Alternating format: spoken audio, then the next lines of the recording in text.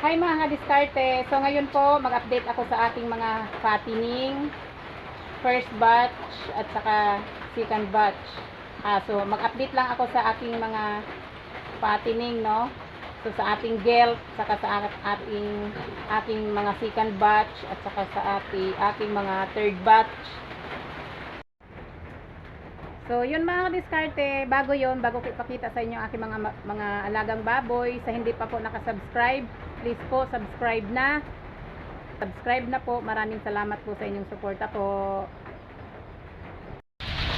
So, ngayon mga diskarte, ang ating fattening ay 121 days since nabili ko. So, ayan, ito yung ibebenta na, kukunin na ito ni buyer bukas. So, bali itong second batch, 5 piraso. So, isasama na natin yung ating gelt. Ibenta na natin yung ating gelt. So, gagawin sana natin itong inahin. Kaso, nakitaan ko yung paa niya na hindi matibay. So, hindi siya pwedeng gawing inahin. So, yan. Isama natin. Nilagyan natin ng mga marker, number. Nilalagyan natin ng number. So, para alam natin kung ilan ang timbang nila.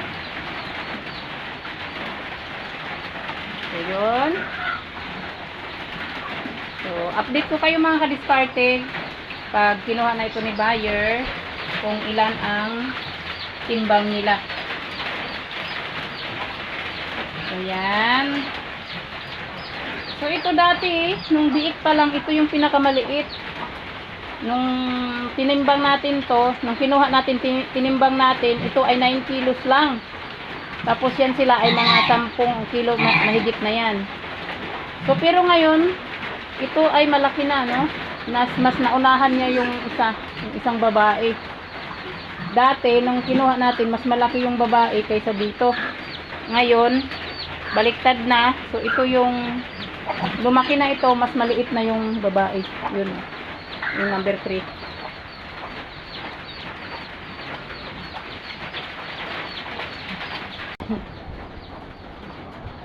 Ayan, ang ating gelt. So, sayang. Gagawin sana nating inahin.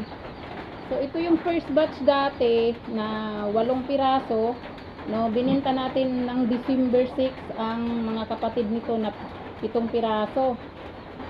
So, yan. Ngayon, bali 5 months na to. Mahigit. So, gagawin sana nating inahin pero no, yun, hindi matibay ang mga paa.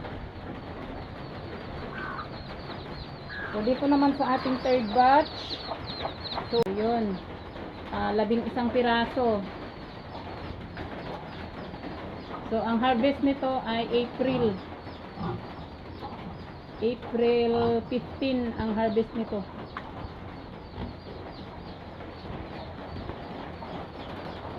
So, 11 piraso sila. Bukas, pag nabinta na to, ililipat natin dito yung 6 na piraso.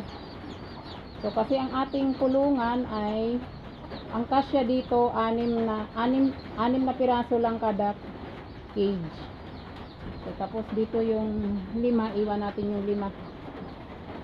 Ang 6 na piraso kasi, ilipat natin dito kasi lipat natin dito, puro malalaki dito. 6 na piraso kasi yung malalaki.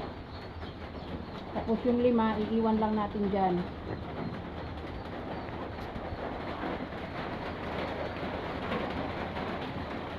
So, yun lang mga kadiskarte. Nag-update lang ako ngayon.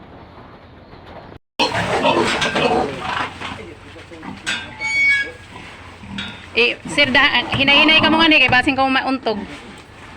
Nga di basing ka mo makuan. Ito may agi ra ba? Bangga ra ba sila nga na?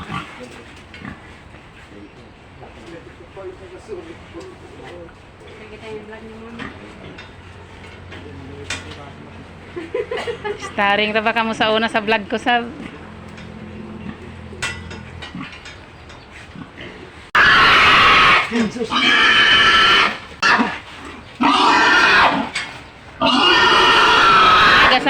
sayad.